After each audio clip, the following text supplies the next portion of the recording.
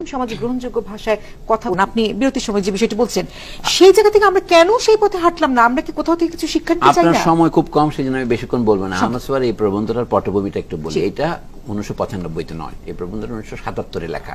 উনি একটা গল্প বলেছেন কেন এটা লিখেছেন। তখন জিয়াউর রহমান সাহেব উপদেষ্টা পরিষদ গঠন করেছেন সায়েমের পরে, সায়েমের সময়। জিয়াউর রহমানই আসল নেতা। তখন প্রফেসর আবুল ফজল, যিনি সারা জীবন মানবতন্ত্র করেছেন এবং প্রগতিশীলতার পক্ষে করেছেন, তিনিও সেই সরকারে উপদেষ্টা হয়েছেন। এই সময় আহমদ সোফা হয়তো একটু ফিকশনের মতো করে বলছেন, সৌরাদ্দি উদ্যানে সকালবেলা হাঁটতে গেলাম, দেখি প্রফেসর আবুল ফজল হাঁটতেছেন বেলি রোড থেকে এসে। তো বললেন, স্যার আজকে তশরিফ এনেছেন কোন দিকে? মাথায় টুপি দেখে বললেন যে টুপি পরতেনি, সঙ্গে এমএ যে তাওয়াবও ছিল। বলে আমরা একটু টঙ্গিতে যাব, এই যে যেটাকে বলে বিশ্ব ইস্তেমা হচ্ছে, দেশের সূত্রপাত। তখন আহমদ সোফা ফিরে এলেন। যে আবুল ফজল সাহেব বাঙালি মুসলমান বুদ্ধিজীবী, তিনি মাদ্রাসার ছাত্র ছিলেন, তারপর নিউজকে মাদ্রাসায় পাঠ করে এমএ পাশ করে বড় বুদ্ধিজীবী এবং প্রায় বলতে প্রগতিশীল হচ্ছেন। তাকেও যদি তিনি এরকম আবার ধর্মে ফিরে যাওয়ার একটা দেখেন, এটাকে উনি বলছেন বাঙালি মুসলমানের মন, এটা হচ্ছে অকেশন।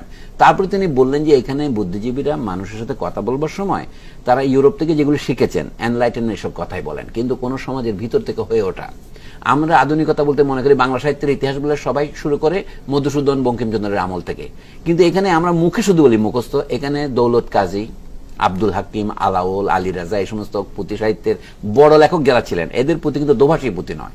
তাদের সম্পর্কে তারা কি, আচ্ছা পদ্মাবতীর বিষয়বস্তু কি? ইন্ডিয়াতে ফিল্ম হচ্ছে, কিন্তু আলাউলের পুঁথি আমাদের বিশ্ববিদ্যালয়ে পড়ে না। বিশ্ববিদ্যালয়ে যারা পড়ে তারাই যখন পড়ে না, আমি এমএ পাশ করেছি, জিজ্ঞেস করেছি, সেটা পড়ে নাই। আর আমরা তো বাইরের লোক, আমরা তো মুখ পড়বো না। এইখানে কিন্তু সমাজের দ্বন্দ্ব, এগুলিকে বলে ট্রাওয়ার স্পিয়াল, এগুলি হচ্ছে মর্নিং প্লে, শোকের নাটক। এইগুলো আমরা পড়ি না, কিন্তু পড়লে কি হতো? তাহলে আমাদের বর্তমান সাহিত্যিকরা ওইগুলি জানে না। আমাদের হুমায়ুন আজাদের মতো সাহিত্যিকরা বলছে ওগুলো অপাঠ্য। এই হচ্ছে সমস্যা। বাঙালি মুসলমান বুদ্ধিজীবী বলতে হুমায়ুন আজাদকে ধরেন, অর্থাৎ বুদ্ধিজীবীতে নৈতিকতা থাকতে হবে। হুমায়ুন আজাদের বইয়ের মধ্যে আপনি দেখেন অধিকাংশই প্লেজিয়ারিস্ট, নকল করা। এখন তাকে তো আপনি একটা হিরো বানিয়ে রেখেছেন।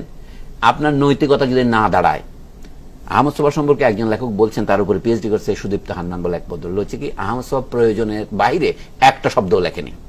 কিন্তু আমরা অনেক সময় ভাড়াটিয়া লেখক হিসেবে শত শত লেখা লিখছি, যা আমি প্রাণে বিশ্বাস করি না। এখন সবচেয়ে বড় কথা, এই সমাজ যেখানে দাঁড়িয়েছে একটা লড়াইয়ের ভিতর দিয়ে এসছে, কিন্তু সেই লড়াইকে যদি আপনি নিজের লড়াই বলে মনে না করেন, আপনি শুধু ধার করা চাঁদের আলো, সূর্যের আলো থেকে ধার করে যদি চলেন, তাহলে চলবে না। আমরা এখানে এই যে ইংরেজি মনস্ক হয়েছে, আজকে বাংলাদেশের এইখানে আমরা বসছি তিনজন, আপনি যখন কথা বলার সময় লোকে লম্বা লম্বা ইংরেজি বাক্য না বলে, আমিও বলতে পারছি না।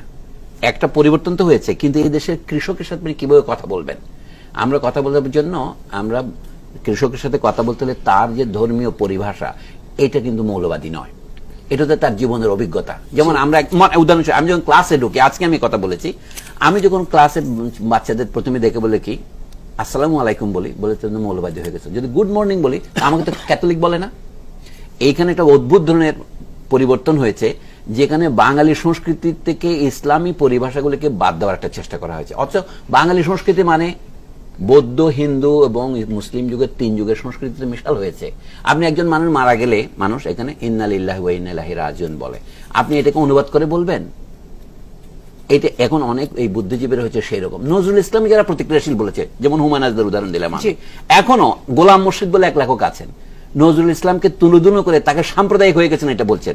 তাহলে এই ধরনের বাঙালি বুদ্ধিজীবী যদি এরা হয়, এবং যাদের নৈতিক সাহস নাই, তারা যদি দেশের সমাজের নেতৃত্ব করে, তাহলে এই অবস্থান হতেই বাধ্য। গোলাম মুর্শিদ সাহেব সম্প্রতি একটা বই লিখেছেন, এটা প্রথম আলো থেকে ছাপাইছে, বইয়ের নাম বিদ্রোহী রণক্লান্ত। সেখানে তিনি বলছেন নজরুল ইসলামের প্রতিভা শেষ হয়ে গেছে 1929-এর পরে, এবং তিনি তারপর সাম্প্রদায়িক হয়ে গেছেন। তার একটা গানও তুমি না বুঝে যদি বলো, তাহলে এই ধরনের লোকরা হচ্ছে ধ্বংসের মূল। আরো আছে আমাদের বড় বুদ্ধিজীবীদের মধ্যে একটা নাম বলি, ভারতের শিক্ষামন্ত্রী হয়েছিলেন যে হুমায়ুন কবির, তিনি লিখছেন জসীমউদ্দিন নজরুল ইসলাম অল্প দিনেই তাদের প্রতিভা শেষ হয়ে গেল।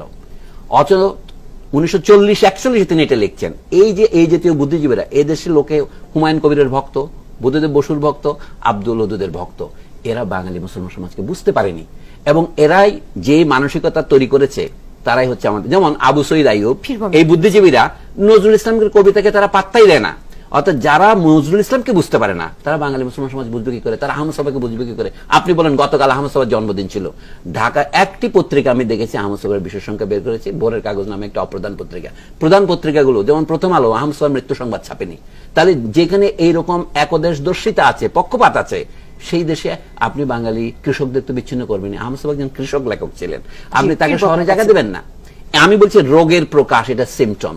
আপনি এখন চিকিৎসা করছি, সাহেব ঠিকই বলছেন, এরা সিমটমের চিকিৎসা করতেছে। মানে আপনার আমি অপারেশন করছি, কয়েকজনকে জঙ্গিকে মেরে ফেললাম, কিন্তু সমাজের তলায় আপনি হাত দিচ্ছেন না। সমাজের তলায় হাত দিতে হবে।